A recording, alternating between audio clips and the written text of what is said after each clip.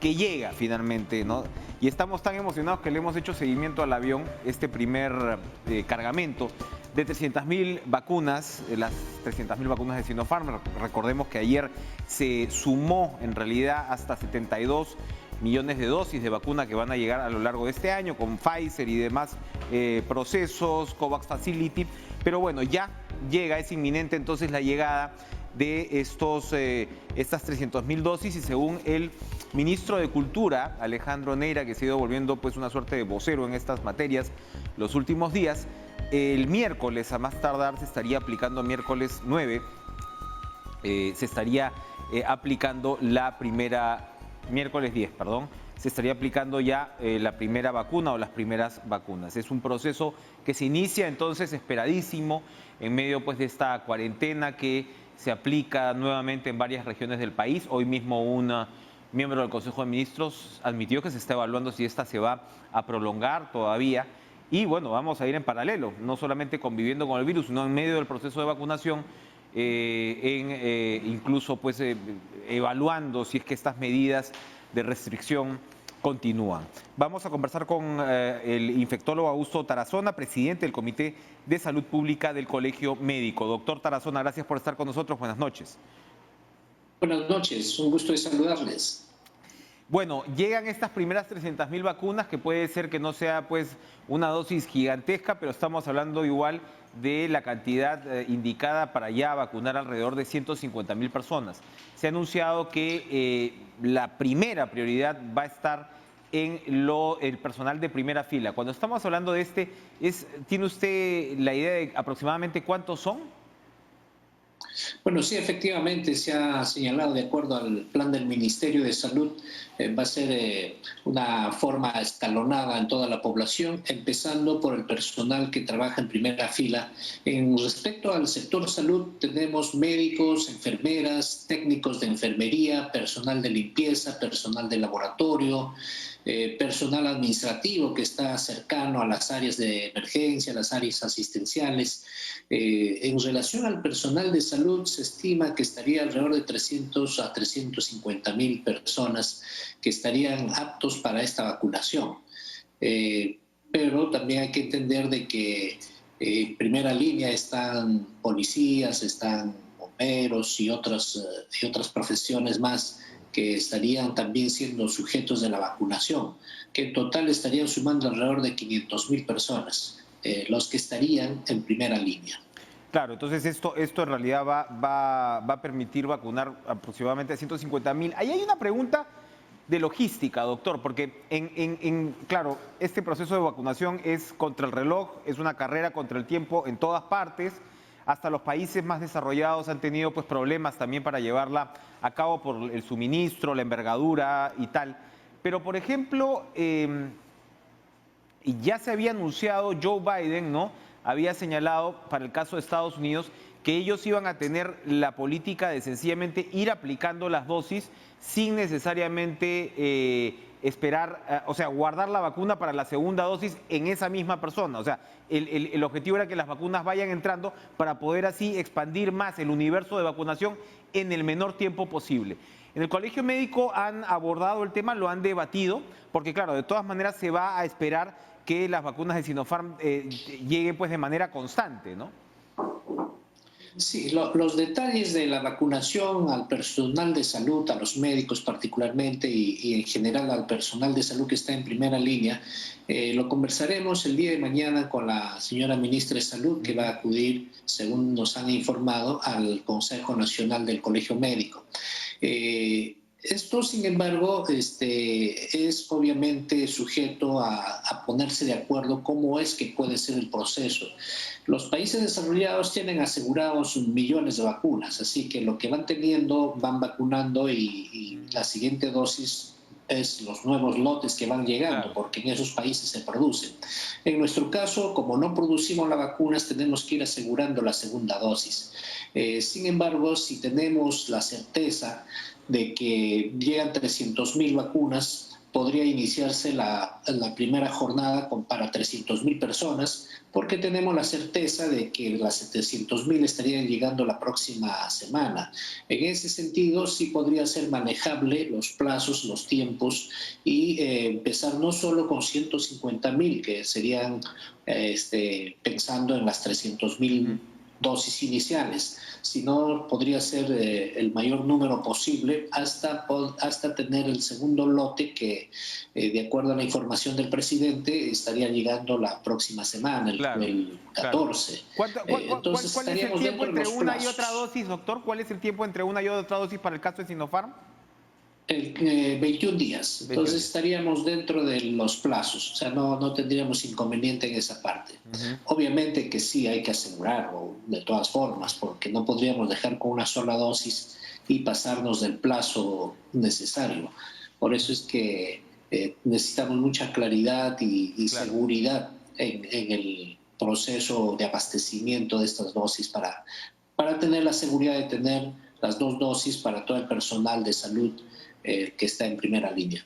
Ahora, doctor, estaba viendo una discusión entre expertos también internacionales hace algunos días que precisamente aludían a la naturaleza del distinto tipo de vacunas, ¿no? Entonces ya sabemos que estas famosas vacunas de Pfizer, que también llegarán, ¿no?, en alguna cantidad al Perú, sabemos lo complicada que es su manipulación, su mantenimiento, el requisito Por del la cadena de frío. ultracongelamiento, ¿no?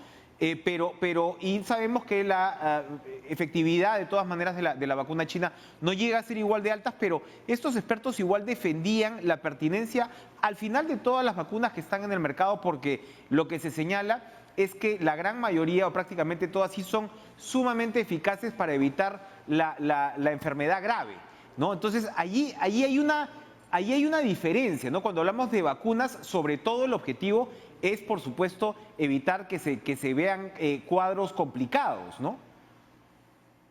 Sí, efectivamente, la vacuna tiene varios efectos. Uno de ellos es una protección contra todo tipo de enfermedad, en este caso de todos los niveles de enfermedad del COVID-19. También tiene efecto para proteger de casos severos. Eso ha sido demostrado.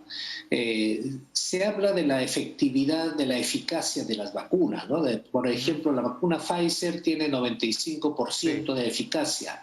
La vacuna Oxford AstraZeneca tiene 70, la Sinopharm 79, por lo tanto diríamos que es mucho menor que la Pfizer, que es 95.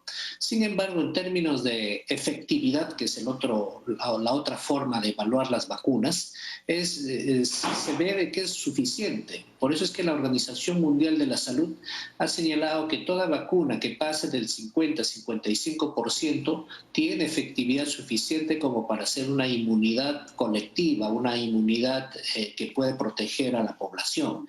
En ese sentido, estas vacunas están dentro del rango de protección, y si se logra la meta de tener 70, 80 o más por ciento de la población vacunada, se va a lograr una inmunidad colectiva. Eso es importante saberlo, porque si solamente se vacuna 50% de la población o menos, la inmunidad colectiva no se va a lograr y el virus va a seguir circulando, va a seguir produciendo enfermos.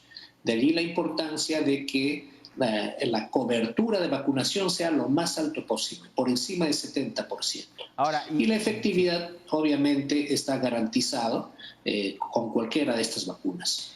Ahora, esto me lleva a mi siguiente pregunta, que es, en las últimas encuestas han sido ya números preocupantes, es un fenómeno mundial en realidad, lo están enfrentando todos los países, preocupantes en términos de cómo puede haber crecido la percepción antivacuna. Para el caso del Perú, según las encuestas, repito, pues llegaba casi al 48%. En fin, esa percepción de antivacuna puede tener muchas variantes, puede haber un grupúsculo probablemente que cree de por sí que las vacunas son malas, pero hay otras, y lamentablemente pues las redes sociales ahora diseminan información falsa, ¿no? Desde los famosos chips hasta las teorías conspirativas y demás. Yo lo que le quiero preguntar, por supuesto tenemos un nivel de campaña, ¿no?, que va más allá, pero dentro incluso del personal de salud, ¿está clara, usted diría, en la gran mayoría la necesidad de aplicarse la vacuna para hablar de esta primera etapa? Sí, definitivamente tenemos que tener la meta elevada de por lo menos 70-80% de población vacunada. En relación a la percepción de aplicarse o no la vacuna, allí podemos asumir autocríticamente todas las instituciones de salud que nos está faltando un poco llegar a la población y explicarles las ventajas, las bondades de tener las vacunas. Efectivamente, a través de las redes sociales y de otros medios de comunicación se ha difundido muchas teorías contra la vacuna, muchas teorías totalmente infundadas. La seguridad, la eficacia de estas vacunas están garantizadas tal como están garantizadas las otras vacunas que regularmente las utilizamos, ¿no? El Perú tiene 19 vacunas que cubren 23 enfermedades y regularmente todos los años se va aplicando. Y la seguridad y eficacia de esas vacunas son tan similares como la vacuna que actualmente tenemos contra este virus del COVID-19. Nos está faltando un poco explicar.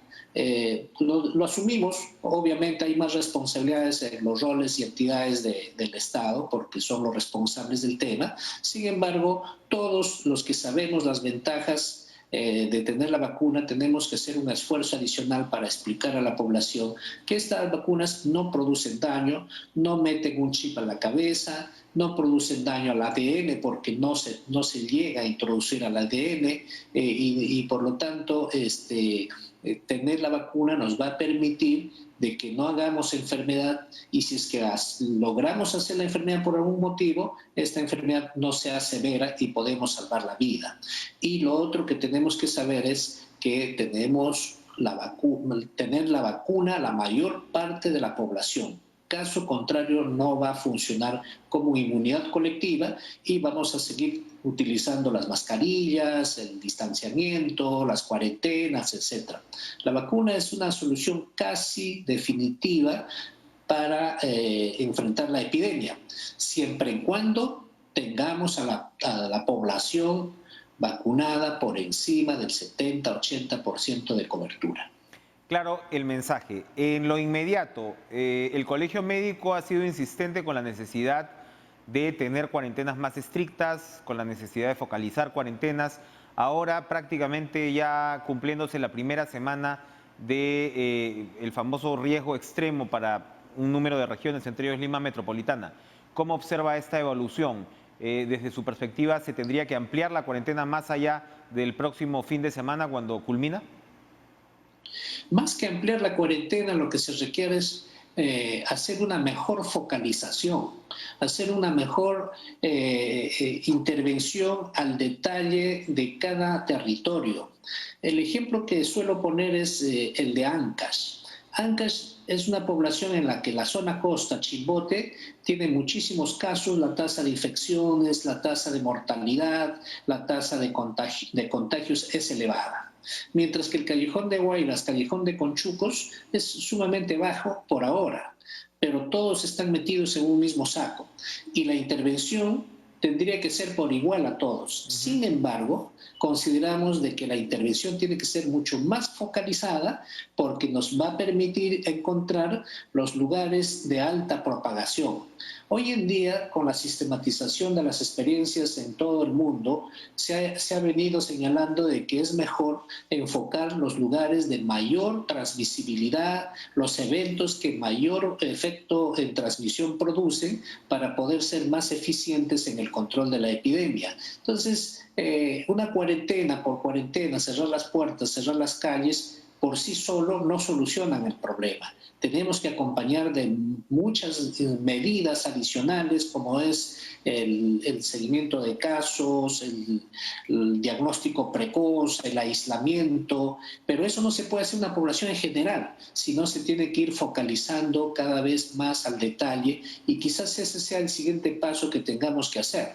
Y si hubiera necesidad de que se tenga que hacer un aislamiento colectivo, como es la cuarentena, podría hacerse de manera intermitente y no de manera consecutiva y prolongada porque no tendría mucho efecto en términos de sostenibilidad. Todos sabemos que una cuarentena severa es insostenible más allá de algunos días. Claro. Pero si focalizamos mejor, podría ser mucho más eficiente este control y nos puede permitir hacerlo de manera intermitente mientras tengamos la velocidad de crecimiento del número de casos elevado como lo tenemos ahora. Claro, porque ya se había hecho por el lado del gobierno un esfuerzo en dividir, ¿no?, en 3 niveles, pero probablemente lo que toca ahora es dentro de estas mismas regiones subdividir también. Y claro, uno dice, parece una tarea titánica, pero cuando concentras los esfuerzos, por ejemplo, en los distritos más complicados, es más manejable, ¿no? Definitivamente, en realidad ese es el concepto de focalización epidemiológica. Cuando desde el Colegio Médico insistimos en los cercos epidemiológicos, nos estamos refiriendo a un cerco territorial lo más pequeño posible porque allí es manejable, allí se puede controlar, se puede prestar mejor ayuda social, alimentaria a las familias vulnerables, porque en eso también hay que pensar. Porque si pensamos en toda una región o en todo Lima metropolitana, es evidentemente sumamente complejo. Tenemos que ir más al detalle. Eso implica un poco ahondar en la investigación operativa epidemiológica que nos permita encontrar los puntos de mayor transmisibilidad en el territorio, en el distrito, en el barrio, en la urbanización, etcétera. Porque se sabe que algunos eventos se caracterizan por ser centros de transmisión. Entonces hay que identificarlo, hay que estudiarlos y apuntar a ese sitio de una manera más eficiente y de una manera más completa, que permita efectivamente cortar la transmisión. Evidentemente, ya deberíamos estar ya con las capacidades desarrolladas para acometer una tarea semejante. Gracias, Augusto Tarazona, infectólogo, presidente del Comité de Salud Pública del Colegio Médico. Vamos a continuar ahora con la congresista Carmen Omonte, presidenta de la Comisión Especial para la Reforma del Sistema de Pensiones, candidata a la primera vicepresidencia por APP. Está pues hay un tema, sin duda, para conversar. Buenas noches, Carmen, ¿cómo está usted sobre el debate del proyecto ya aprobado por la Comisión sobre la reforma al sistema de pensiones para el Pleno? Pero antes yo quería preguntarle por su impresión sobre este anuncio de hoy con respecto a la llegada del esperado primer lote, y esperamos que estos lotes vengan lo más rápido posible, como lo ha anunciado el presidente Sagasti. Buenas noches. Buenas noches, Enrique. Gracias por la invitación.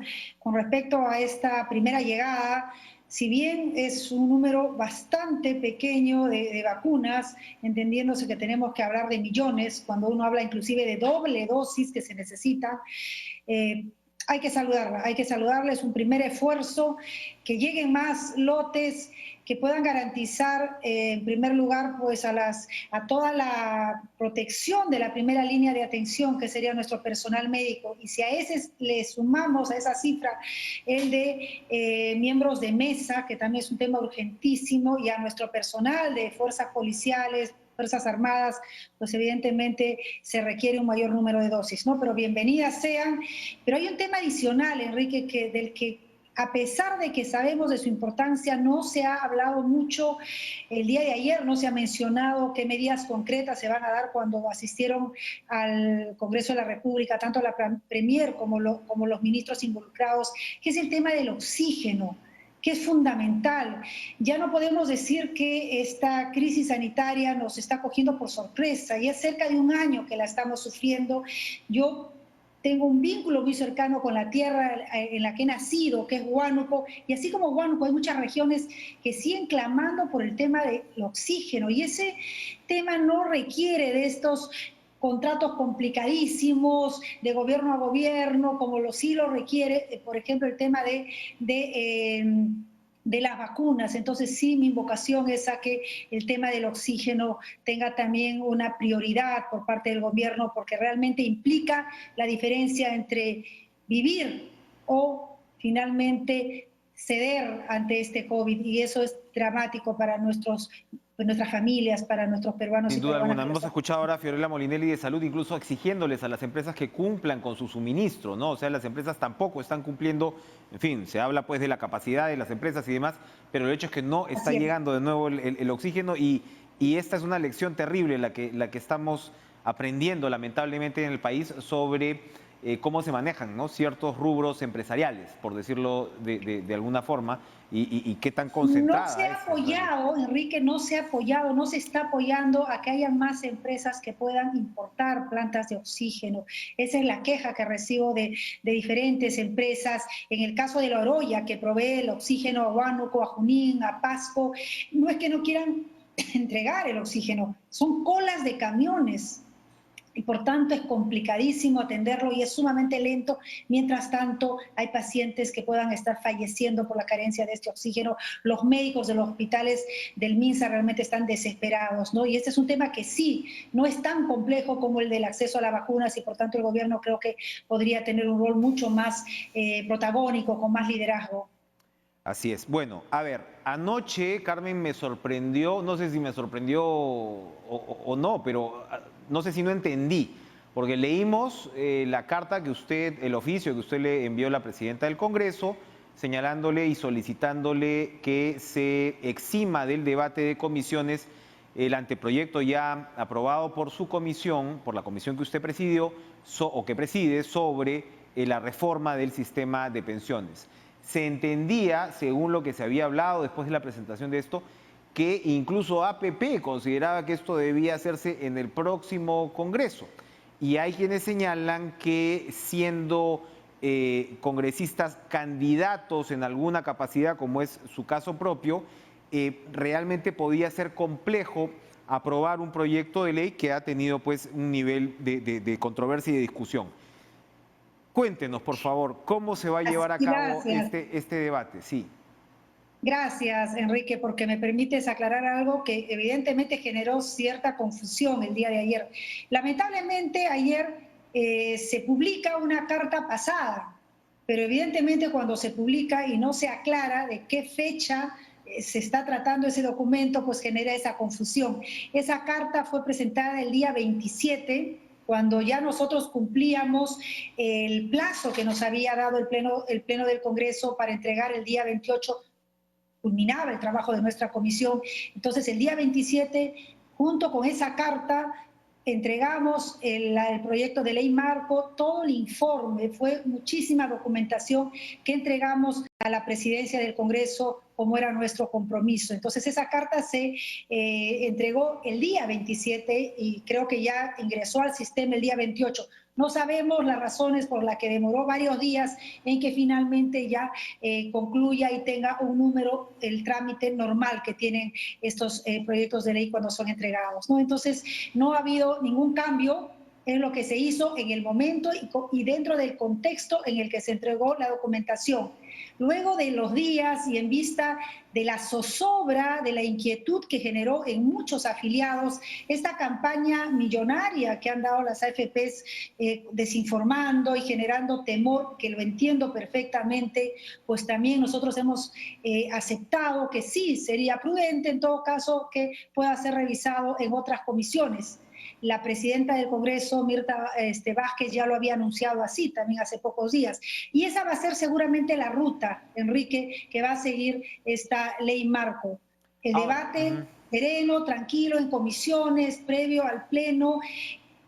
Y inclusive nosotros habíamos propuesto en la norma que toda la reglamentación de la ley marco, porque es una ley bastante amplia, sea hecha tanto por este gobierno, por el Ejecutivo en este gobierno, como por el siguiente gobierno. Entonces nosotros ya habíamos asumido que es un tema que requiere un proceso que demanda tiempo, tranquilidad, serenidad, ¿no? Entonces no hay ahí ninguna incongruencia. Con respecto a la campaña electoral, lamentablemente nosotros no podíamos corrernos de que coincidan las fechas. Nosotros recibimos esta tarea en junio. ¿Por qué? Y eso es lo importante que entiendan los medios de comunicación, pero sobre todo la población. ¿Por qué asumimos esta tarea? Porque ya el sistema de pensiones, hoy, tanto el público como el privado, son sistemas que han fracasado y que son una bomba de tiempo. En el caso de la ONP, ese sistema injusto que si no has aportado 20 años no tienes derecho a nada. El concepto de que sea un sistema de reparto. Ahora, por ejemplo, que habían esperado que se les entregue parte de sus fondos y por por decisión del Tribunal Constitucional no va a poder hacer así.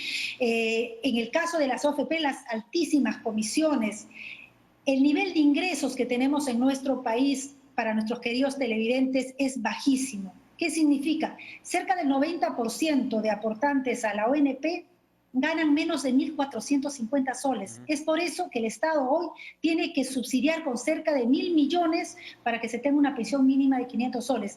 Pero en las AFPs tampoco la cosa no es tan diferente. Más del 70% ganan menos de 2.000 soles y sus pensiones con 20 años de aporte tampoco van a ser 500 soles, que ya de por sí es una cifra bastante baja. Y eso requería que con urgencia asumiéramos esta tarea de plantear una ley reforma que va a servir de base, probablemente con aportes que se tengan que hacer de aquí en adelante, pero hay que tomar el toro por las astas y no podíamos dejar de hacer nuestro trabajo. Vamos a hacer una pausa, vamos a regresar para conversar de la campaña electoral, pero la dejo con una última inquietud sobre este tema. Digamos, la propuesta que generó mayor controversia en este proyecto de ley que todavía, como vemos, está vigente, es el de esta implementación de una organización pública que manejara, administrara las cuentas privadas. A ver si nos puede aclarar un poquito cómo es esa idea, porque yo he visto que incluso en otras propuestas flotaba también una idea similar. Volvemos después de la pausa.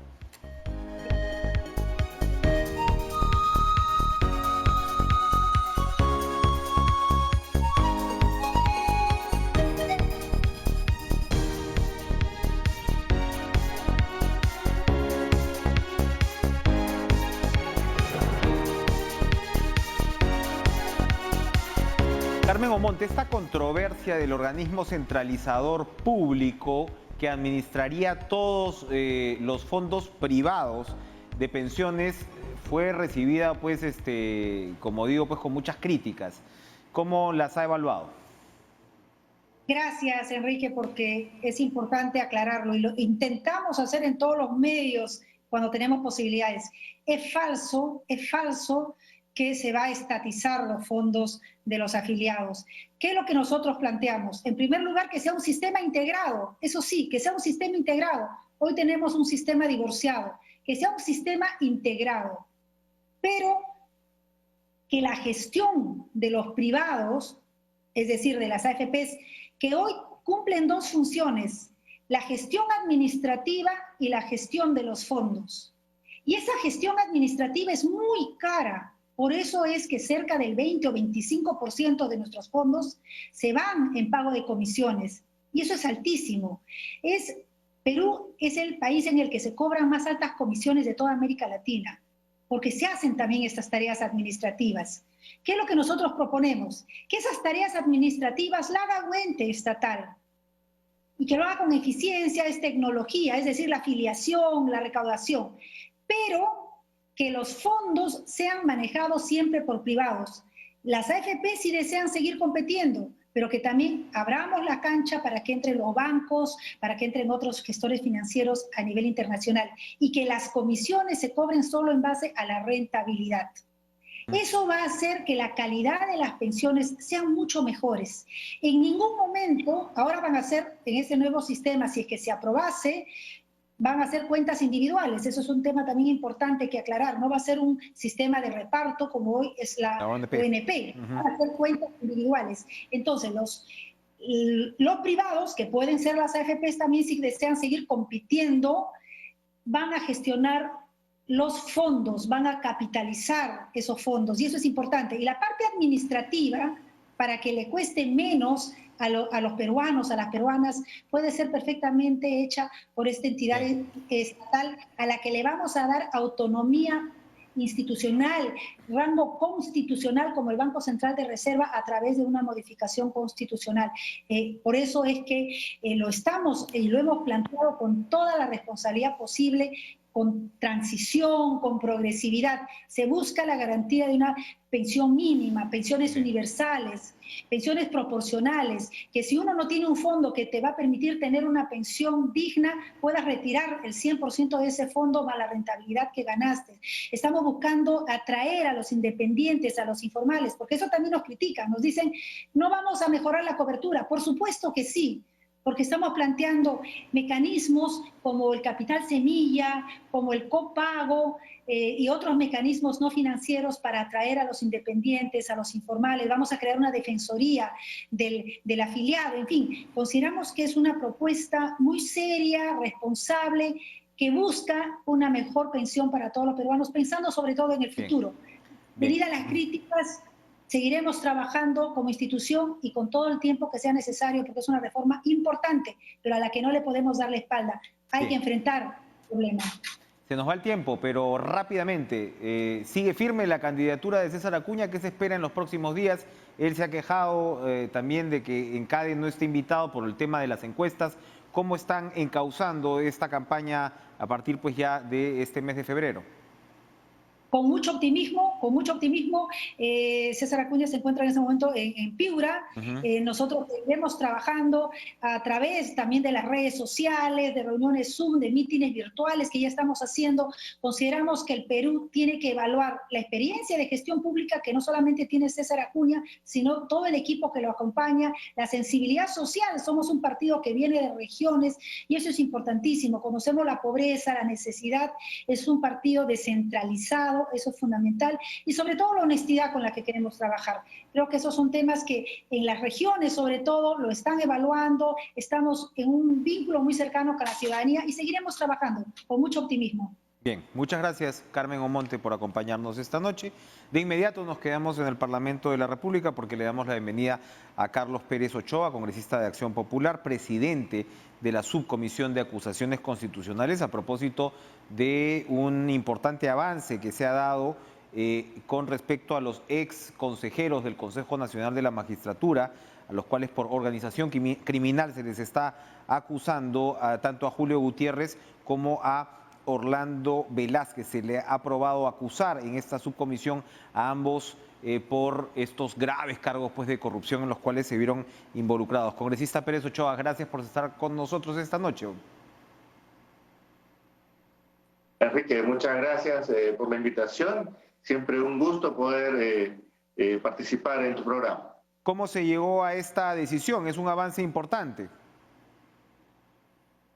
Bueno, hay que hacer una corrección. El avance ha sido hoy ya en la comisión permanente.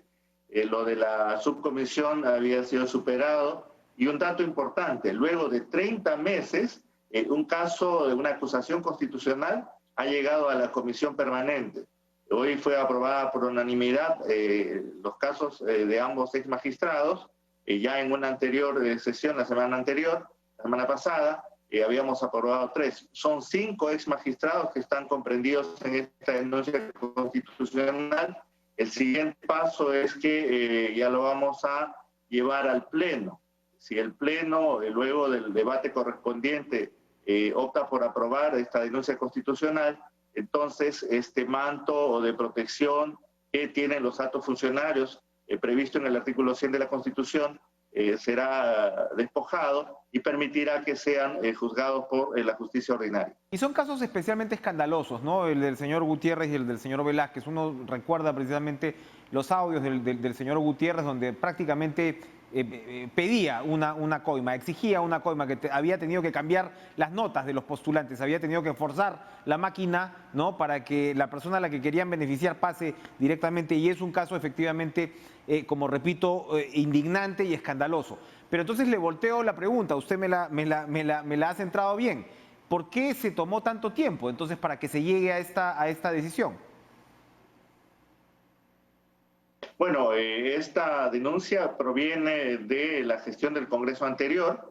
En este Congreso es donde ha tenido sendos avances y los resultados saltan a la vista. Esta mañana coordinaba con el oficial mayor del Congreso para que puedan programar un pleno exclusivamente para ver temas tan delicados y los peruanos puedan entender finalmente de que este Congreso sí está comprometido en sacar adelante estas denuncias constitucionales que, como muy bien dices, han sido hechos escandalosos, ¿no?, que han realmente ocasionado mucho daño a la vida política de nuestro país, porque se trata de altos funcionarios. Aquí no se trata pues de un funcionario de menor nivel o de mediana talla, sino altos funcionarios que debemos entender, pues, son los que deben guiarse y manejarse con la mayor probidad profesional y ética. Ahora, el lunes se supone que se va a votar el informe que acusa a Edgar Alarcón. Del otro lado hay quienes señalan que se están demorando mucho con el caso del actual congresista de Podemos. ¿Cómo espera usted que termine este caso? Mira, aquí hay que hacer una acción. El día de ayer, el día jueves, se citó a un plenario de la Subcomisión de Acusaciones Constitucionales para recibir el informe final de la congresista delegada respecto a una de las 3 denuncias constitucionales del excontralor y actual congresista Edgar Alarcón. Ella expuso, la congresista Tocto, Felicita Tocto, expuso por alrededor de 60 minutos, pero ya con antelación habíamos recibido la convocatoria al Pleno y obviamente pues todos los integrantes de la subcomisión teníamos que acudir al Pleno. Es por ello que se optó por reprogramar el avance de esta sesión, la continuación de esta sesión para el día lunes, y el día lunes habrá la continuación. Lo que necesitamos es garantizar de que cada una de estas acciones se realice con la mayor transparencia posible. No olvidemos que a petición y en ejercicio de su derecho, la audiencia de este caso fue reservada. No la pudo conocer la población, no la pudieron conocer los peruanos. Entonces ahora va a haber la oportunidad en el debate, en el cual ya no va a estar presente el denunciado, de que los congresistas integrantes de la subcomisión puedan dar aportes, enriquecer el informe final que ha hecho la congresista Tocto y se proceda a la votación. Yo tengo la seguridad de que el día lunes vamos a realizar esta votación. Ahora, se ha dicho mucho del informe de la congresista Tocto, pero quienes hayan podido leer al menos partes de este informe encontrarán que de todas maneras hay cargos sumamente serios contra el señor Alarcón. A veces no parece que se quiere en todo caso disminuir el impacto, la trascendencia de un informe como este, pero por lo que he podido ver, los casos están, algunos de ellos muy fuertemente formulados. Enrique, lo que nosotros buscamos desde la subcomisión, y yo quiero felicitar el trabajo y la diligencia con la que ha procedido la congresista Tocto y todos los congresistas integrantes de la subcomisión que van asumiendo los diferentes casos como congresistas delegados, es que se pueda garantizar que ambas partes puedan ejercer plenamente sus derechos. Los denunciantes y los denunciados tienen la oportunidad de ofrecer sus argumentos y estos claramente ya evaluados puedan ser sopesados y conduzcan a un voto responsable y de conciencia por quienes tengamos que hacer. En un minutito, congresista, porque ya tenemos que irnos a la pausa, le voy a pedir su opinión sobre la relación de la bancada y del partido con el candidato presidencial Johnny Lescano. Bueno, es natural pues que el ex congresista y ahora candidato presidencial trate siempre de sacudirse de cualquier atisbo que lo perjudique en campaña. Sin embargo, siempre vamos a rescatar la práctica democrática que se hace en Acción Popular. Los candidatos, para empezar, somos elegidos democráticamente, un militante, un voto. Quienes van a ser congresistas han sido el candidato Lescano tiene que buscar encontrar los votos en la población en general, ya no solamente al interior del partido. Y creo que esta campaña se tiene que ganar con propuestas que convenzan a una mayor cantidad de electores peruanos. Y creo que el terreno está propicio para eso. Hay que recorrer, como lo hacía el arquitecto Belaunde, hay que llevar propuestas serias, concretas y sobre todo realizables. ¿Lo apoya el partido Lescano? Candidato del partido. Bien, bien. Gracias, congresista Carlos Pérez Ochoa, por acompañarnos esta noche. Vamos a ir a una pausa y regresamos con Ciro Gálvez, candidato presidencial por Renacimiento Unido Nacional RUNA.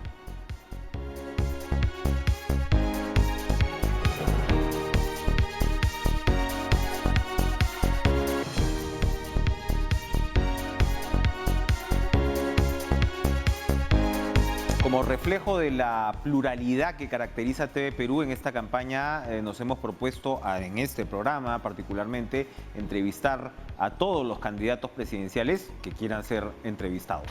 Vamos a darle la bienvenida ahora a Ciro Gálvez, candidato presidencial por Renacimiento Unido Nacional, RUNA, con quien hemos conversado anteriormente el año pasado, precisamente destacando el origen quechuahablante de este movimiento, de este partido y de la diferencia pues, que pretenden marcar desde esta plataforma. Señor Gálvez, gracias por estar con nosotros. Buenas noches. Enrique, gracias a ti por esta entrevista y eso de la pluralidad. Por favor, cuéntenos, evidentemente el tema ahora mismo es la pandemia, es el rasero con el cual habría que comenzar a conversar con todos los candidatos presidenciales, es el ¿qué haría yo?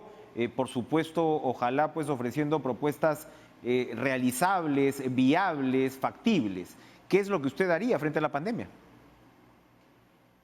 Bueno, lo primero que hay que hacer es implementar los centros médicos y centros de salud más alejados del Perú para que puedan brindar atención preventiva. A los primeros síntomas ya deben ser tratados los ciudadanos, sin esperar a que ya no puedan respirar y vayan al hospital solamente a morir. El Estado, según la Constitución, garantiza la salud de los peruanos, pero ahora hace exactamente lo contrario. Deja que estén moribundos para esperarlos solamente a morir en el hospital. Otra cosa importante que hay que hacer es dar accesibilidad universal a todos los peruanos y también reconocer el heroísmo de los médicos y enfermeras, mejorando los sueldos. Es indignante que hoy en plena pandemia, por ejemplo, haya existido un paro médico. Y hay tantas otras que se puede hacer. Valernos por nuestros propios recursos, por ejemplo, esto de depender de vacunas traídas del otro lado del planeta, es demostrativo de que el Perú es un país totalmente atrasado, desorganizado, que ni siquiera impulsa la investigación científica en el Perú. Hoy sabemos que hay vacunas ya para poder ser aplicadas en el Perú, pero el Estado prefiere comprarlo de la China porque sabe Dios qué ventajas tendrán los que tienen a cargo esas negociaciones. Ahora, pero el tema de la fabricación de las vacunas, pues más fácil decirlo que hacerlo, ¿no? O sea, esto es evidentemente una falla estructural que comparten, por cierto, además, y no es para felicitarse, pero varios países de América Latina. Uno ve que en la mayoría de casos todos están en ese punto. El tema es qué se hace ahora, ¿no? El tema es ese. Por otro lado, agilizar la venida de las vacunas, porque es criticable que un Estado soberano como el Perú esté dependiendo de que hay o no hay un vuelo comercial. Es algo absurdo. Yo creo que el Estado peruano tiene la logística suficiente para mandar un avión y traer y no permitir que mueran tantos peruanos. Es algo desesperante. Y la indiferencia del señor Sagasti, carambas, es algo que da mucho que desear cuando lo vemos ahí bien sentadito en la presidencia de la República, pero no soluciona las cosas. Ahora, pero también, le insisto, y sin ánimo de defender a nadie, o sea, usted dice la indolencia del Estado que deja morir, ¿no? La indiferencia del presidente, pero a ver, estamos hablando pues de un Estado que así ha funcionado por mucho tiempo. A veces los candidatos vienen y nos dicen, es como si se fuera a apretar un botón y todo va a cambiar. No es tan fácil, ¿no? No hay una varita mágica para salvar instantáneamente las cosas, pero precisamente ese es el quid del asunto. ¿Cómo cambiar, reestructurar totalmente el Estado para hacerlo más eficiente, menos burocrático y un Estado libre de corrupción? Que esas son las grandes trabas en el Estado peruano actual. ¿Y cuáles serían sus medidas para hacer un Estado más eficiente y menos burocrático? Reestructurar todas las instituciones del Estado, una nueva constitución, convocar de inmediato a una asamblea constituyente. Es la única forma de que todos los peruanos podamos ponernos de acuerdo sobre cómo debe estar organizado el Estado de manera más eficiente para evitar tanta corrupción, tantos delitos contra los deberes de función en el Ministerio Público, en el Poder Judicial, en el Congreso de la República, en la Presidencia. Esto no exige solamente reformas simples, sino refundar la República para que sea más inclusiva, más justa, más humana. Pero señor Gálvez, usted me está diciendo que no hay varita mágica, pero me está describiendo una constitución exactamente como una varita mágica. No, precisamente hay que entender que este es una labor gradual de reformar totalmente el Estado, pero hay que hacerlo desde ya, pero esa voluntad de hacerlo no está en los políticos que ya gobernaron el país, en los políticos tradicionales, está en las promociones nuevas, en los nuevos protagonistas en la política que hoy estamos candidateando. Pero lamentablemente no se está promocionando a los grupos nuevos. Por eso le agradezco por esta entrevista.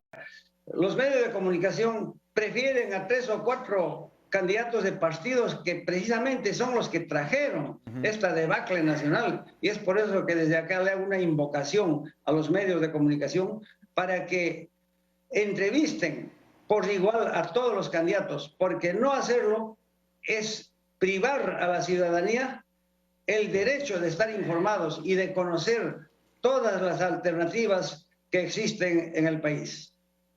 ¿Usted es más pro mercado o más pro Estado? Ningún extremo es bueno, tiene que ser una cosa intermedia. No podemos tampoco dejar que el Estado esté totalmente ajeno al mercado. No es bueno estatizar todo, pero hay cosas que sí el Estado tiene que tener una intervención más directa, y esto de la salud, por ejemplo, no podemos dejar en manos de la empresa privada. El Estado tiene que asumir decisiones firmes, fuertes, trascendentales. Por ejemplo, acá y todos los Estados miembros de la OMS obedecen a pie juntillas a esta institución, pero sabemos que la OMS está auspiciada por las grandes transnacionales, los laboratorios que fabrican las medicinas. Y es por eso, y por algo será que Estados Unidos, el país más poderoso del mundo, se retiró. La OMS es parte del sistema multilateral de Naciones Unidas. ¿Usted propondría retirarse del fuero de la OMS? Tan precipitadamente no, pero hay que ver, lo primero es la salud del pueblo. Muy bien. Ciro Gálvez, candidato presidencial por Renacimiento Unido Nacional, gracias por esta intervención. Vamos a ir a una última pausa y regresamos con Cara a Cara. No se vayan.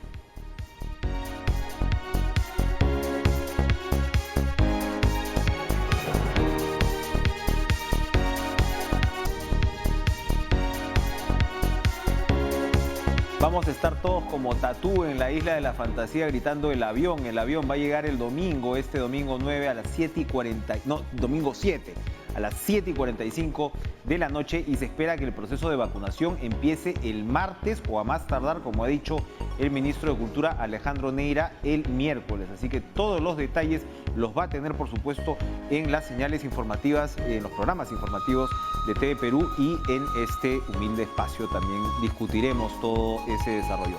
Gracias por estar con nosotros esta semana. Sigan con la programación de TV Perú, sigan con Cuerpo Médico, no bajen la guardia. Nos vemos el lunes. Adiós.